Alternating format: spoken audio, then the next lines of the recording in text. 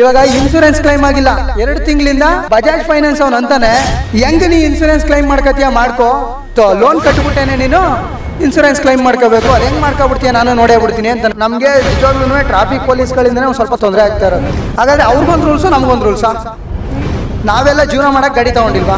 ಹೇಳಬೇಕು ಅಂದರೆ ಸರ್, ನಾವೆಲ್ಲ ಓಲಾ ಊಬರ್ ಹೊಡ್ಕೊಂಡು ಅಲ್ಲಿ ಇಲ್ಲಿ ಬಾಡಿಗೆಗಳು ಸಿಗದೇ ಇರೋ ಕಾರಣ ಓಲಾ ಊಬರ್ ಮಾಡ್ಕೊಂಡು ಜೀವನ ಮಾಡ್ತಾಯಿದ್ದೀವಿ. ಇವಾಗ ಏನಾಗಿದೆ ಅಂದರೆ ನಮ್ಮ ರೈಲ್ವೆ ಸ್ಟೇಷನಲ್ಲೇ ಆಗಲಿ ಸಬರ್ ಬಸ್ ಸ್ಟ್ಯಾಂಡಲ್ಲೇ ಆಗಲಿ ಪೊಲೀಸ್ ಅವ್ರದ್ದು ಒಂದು ಸ್ವಲ್ಪ ನಮಗೆ ಟಾರ್ಚರ್ ಆಗಿಬಿಟ್ಟಿದೆ ಸರ್. ನೈಟ್ ಟೈಮು ನಾವು ಬಾಡಿಗೆ ಹೊಡೆಯೋಂಗಿಲ್ಲ. ಬಾಡಿಗೆ ಹೆಂಗೆ ಹೊಡಿಬೇಕು ಅಂದರೆ ನಮ್ಮ ಪಣ ನಾವು ಒಯ್ತಾ ಇರಬೇಕು, ಎಲ್ಲಾದರೂ ಬುಕ್ ಆಗುತ್ತೆ, ಬುಕ್ ಆದಾಗ ಬಂದು ಪಟ್ಟಂತ ಹತ್ತಿಸ್ಕೊಂಡು ಹೊಟ್ಟೋಗ್ಬಿಡ್ಬೇಕು. ಈಗ ಬಸ್ಸಲ್ಲಿ ಬರ್ತಾ ಇದ್ದಾರ ಜನ ಬರ್ತಾ ಇಲ್ವೋ ಅಂತ ಗೊತ್ತಾಗೋದು ನಮಗೆ ಎಲ್ಲೋ ಇದ್ದರೆ ಗೊತ್ತಾಗುತ್ತಾ. ನಾವು ಓಲಾ ಊಬರ್ ಹೊಡೆಯೋರು ಬೆಳಿಗ್ಗೆ ಸಾಯಂಕಾಲ ನೈಟು 12 ಗಂಟೆ 1 ಗಂಟೆ 24 ಗಂಟೆ ಟೈಮ್ ಹೊಡಿತಾ ಇರ್ತೀವಿ ಬಾಡಿಗೆನ. ನಾವೇ ಗಾಡಿ ಓಡಿಸೋದನ್ನ ನಿಲ್ಲಿಸಿದ್ರೆ ಪ್ಯಾಸೆಂಜರೇ ಆಗಲಿ ಕಸ್ಟಮರ್ಗಳೇ ಆಗಲಿ ಮನೆಗೆ ಹೆಂಗೆ ತಲುಪ್ತಾರೆ? ನಾವು ಇಷ್ಟೆಲ್ಲ ಕಷ್ಟಪಟ್ಟು ಕೆಲಸ ಮಾಡ್ತಾ ಇರೋದೇ 4 ಜನಕ್ಕೆ ಒಳ್ಳೆಯದಾಗಲಿ ಅಂತ. ಆಟೋ ಡ್ರೈವರ್ಗಳೇನು ಕೆಟ್ಟವರಲ್ಲ. ಪೊಲೀಸವರು ಇದಕ್ಕೆ ಮೊನ್ನೆ ನಾನು ಸಬರ್ ಬಸ್ ಸ್ಟ್ಯಾಂಡ್ ಹತ್ರ ಗಾಡಿ ಹಾಕೊಂಡು ನಿಂತಿರಬೇಕಾದ್ರೆ ಬಂದ್ಬಿಟ್ಟು ಲಾಟಿಲಿ ಒಂದು ಗುದ್ದುತ್ತಾರೆ. ಯಾವುದಕ್ಕೆ? ಮುಂದ್ಗಡೆ ಫ್ರಂಟ್ ಗ್ಲಾಸ್ಗೆ. ಯಾಕೆ ಸರ್ ಅಂತ ಕೇಳಿದ್ರೆ ಗಾಡಿನ ನೀನು ಯಾರೋ ಹಾಕೋದು ಕೇಳಿದ್ದಿಲ್ಲಿ ಅಂತ ಕೇಳ್ತಾರೆ. ಅವ್ರಿಗೆ ರೂಲ್ಸ್ ಇರೋದೇನು? ಯೂನಿಫಾರ್ಮ್ ಇಲ್ವಾ ಚೆಕ್ ಮಾಡಲಿ, ಡಾಕ್ಯುಮೆಂಟ್ಸ್ ಇಲ್ವಾ ಚೆಕ್ ಮಾಡಲಿ, ಏನಿಲ್ಲ ಚೆಕ್ ಮಾಡಲಿ. ಅದನ್ನು ಬಿಟ್ಟು ಇವರು ಆಟೋ ಡ್ರೈವರ್ಗಳು ಅಂದಷ್ಟನ್ನ ಕೀಳಾಗಿ ನೋಡ್ತಾರೆ. ಅದನ್ನು ಫಸ್ಟ್ ಬಿಡಬೇಕು. ನಮಗೆ ನಿಜವಾಗ್ಲೂ ಟ್ರಾಫಿಕ್ ಪೊಲೀಸ್ಗಳಿಂದನೇ ಒಂದು ಸ್ವಲ್ಪ ತೊಂದರೆ ಆಗ್ತಾ ಇರೋದು. ರೈಲ್ವೆ ಸ್ಟೇಷನ್ ಒಳಗಡೆ ಓಲಾ ಊಬರ್ ಪಿಕ್ ಮಾಡೋಕ್ಕೆ ಹೋಗಂಗಿಲ್ಲ, ಪ್ರೀಪೇಯ್ಡ್ ಇದೆಯಂತೆ. ಅಲ್ಲಿ ಇದು ರ್ಯಾಪಿಡೋ ಅವ್ರದ್ದು ಕಂಪ್ಲೇಂಟ್ ಆಗಿತ್ತು. ಈಗ ಸ್ವಲ್ಪ ದಿವಸದಲ್ಲಿ ಏನೋ ಒಂದು ಸ್ವಲ್ಪ ಗಲಾಟೆಯಾಗಿ ನಮ್ಮ ಫ್ರೆಂಡ್ಸ್ಗಳಿಗೆಲ್ಲ ಒಂದು ಸ್ವಲ್ಪ ತೊಂದರೆ ಕೊಟ್ಟಿದ್ರು ಪೊಲೀಸವರು. ಯಾಕೆ ಪೊಲೀಸವರು ಅಂತ ಮತ್ತೆ ಹೇಳ್ತಾ ಇದ್ದೀನಿ ಅಂದರೆ 4 ಜನನ ನಮ್ಮ ಫ್ರೆಂಡ್ಸ್ಗಳನ್ನ ರೈಲ್ವೆ ಸ್ಟೇಷನ್ ಒಳಗಡೆ ಹೋಗ್ಬಿಟ್ಟು ಓಲಾ ಊಬರ್ನ ಬುಕ್ ಮಾಡ್ಕೊಂಬರಕ್ಕೆ ಹೋಗಿದ್ದಕ್ಕೆ ಹಿಂದ್ಗಡೆ ಪೊಲೀಸ್ ಸ್ಟೇಷನ್ಗೆ ಕರ್ಕೊಂಡೋಗಿ ASI ಅವರು ನಮಗೆ ಬಾಯಿಗೆ ಬಂದಂಗೆ ಬೈದರು.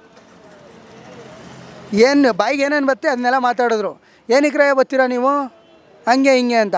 ಈಗ ಹೆಂಗಾಗಿದೆ ಅಂತಂದರೆ ದಿನ 50-50 ರೂಪಾಯಿನೋ ಇಲ್ಲ ಶಿಫ್ಟ್ಗೆ 50 ರೂಪಾಯಿನೋ ಕೊಟ್ಬಿಟ್ಟು ಬಾಡಿಗೆ ಹೊಡೆಯೋರಿಗೆ ಬೆಲೆ, PC ಅವ್ರಿಗೆ, ಪೊಲೀಸ್ ಅವ್ರಿಗೆ. ನಮ್ಗೆ ಹೆಂಗಾಗಿದೆ ಅಂದರೆ ದಿನ ಸರ್ ಏನೇ ಇದ್ರೂ 1,000 1,500 ಹೊಡಿತಿದ್ದ ಕಾಲ ಹೊಂಟೋಯ್ತು. ಇವತ್ತಿಗೆಲ್ಲ 500-600 ರೂಪಾಯಿ ದುಡಿದ್ರೇ ಹೆಚ್ಚು. ಗಾಡಿಗಳು ಮೈಸೂರಲ್ಲಿ ದಿನಕ್ಕೆ 100-150 ಗಾಡಿಗಳು ಎಲ್ಲ ಕಡೆಯಿಂದನೂ ಡೆಲಿವರಿ ಆಗ್ತಾಯಿದೆ. ಗಾಡಿಗಳು ಬರ್ತಾನೆ ಇದೆ. ಜನ ಜಾಸ್ತಿ ಆದ್ರೂ ಗಾಡಿಗಳು ಈಗ ಜನ ಎಷ್ಟಿರ್ತಾರೆ ಅಷ್ಟೇ ಗಾಡಿಗಳು ಇದೆ. ಇವತ್ತು ಬಾಡಿಗೆಗಳು ನಡೀತಾ ಇಲ್ಲ. ಇದ್ರ ಮಧ್ಯದಲ್ಲಿ ಪೊಲೀಸವರು ರೈಲ್ವೆ ಸ್ಟೇಷನ್ ಹತ್ರ ನಿಲ್ಸಂಗಿಲ್ಲ, ಸಬರ್ ಹತ್ರ ನಿಲ್ಸಂಗಿಲ್ಲ. ಅದೇ ಇನ್ನು ಬಾಕಿಯವ್ರನ್ನ ಪಕ್ಕದಲ್ಲಿ ನಿಲ್ಸ್ಕೊಂಡು ಬಾಡಿಗೆ ಹಚ್ಚಿ ಕಳಿಸ್ತಿರ್ತಾರೆ. ಹಾಗಾದರೆ ಅವ್ರಿಗೊಂದು ರೂಲ್ಸು ನಮಗೊಂದು ರೂಲ್ಸಾ?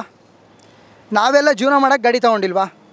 ಕೆಲವೊಂದು ಗಾಡೀಲಿ ಡಾಕ್ಯುಮೆಂಟ್ಸ್ ಇಲ್ಲ, ಕೆಲವೊಂದು ಡ್ರೈವರ್ ಹತ್ರ DL ಇಲ್ಲ, ಅವರೆಲ್ಲ ಓಡಿಸ್ತಿದ್ದಾರೆ. ಅದು ಪೊಲೀಸವ್ರ ಸಪೋರ್ಟಿಂದ.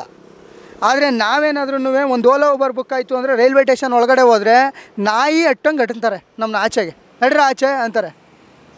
ಆದರೆ ನಮಗೇನು ಬೆಲೆ ಕೊಡ್ತಿದ್ದಾರೆ ಇವರು? ಇವಾಗ ಇನ್ಶೂರೆನ್ಸ್ ಕ್ಲೈಮ್ ಆಗಿಲ್ಲ 2 ತಿಂಗಳಿಂದ ನಮ್ಮ ಹುಡುಗ ನಿಂತಿದ್ದಾನೆ. ಬಜಾಜ್ ಫೈನಾನ್ಸ್ ಅವನು ಅಂತಾನೆ ಹೆಂಗೆ ನೀ ಇನ್ಶೂರೆನ್ಸ್ ಕ್ಲೈಮ್ ಮಾಡ್ಕತೀಯ ಮಾಡ್ಕೋ, ನೀ ಇನ್ಶೂರೆನ್ಸ್ ಕಟ್ಬಿಟ್ಟೇನೆ ಲೋನ್ ಕಟ್ಬಿಟ್ಟೇನೆ ನೀನು ಇನ್ಶೂರೆನ್ಸ್ ಕ್ಲೈಮ್ ಮಾಡ್ಕೋಬೇಕು ಅದು ಹೆಂಗೆ ಮಾಡ್ಕೊಬಿಡ್ತೀಯ ನಾನು ನೋಡೇ ಬಿಡ್ತೀನಿ ಅಂತಾನೆ ನಮ್ಮ ಹುಡುಗಂಗೆ.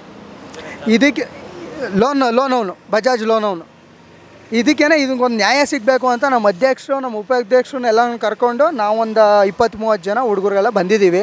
ಇದಕ್ಕೊಂದು ನ್ಯಾಯ ಸಿಗಬೇಕು. ಇವತ್ತು ನ್ಯಾಯ ಸಿಗೋ ತನಕ ಎಲ್ಲೂ ಹೋಗ್ಬಾರ್ದು ಅಂತ ಇಲ್ಲೇ ಇದ್ದೀವಿ.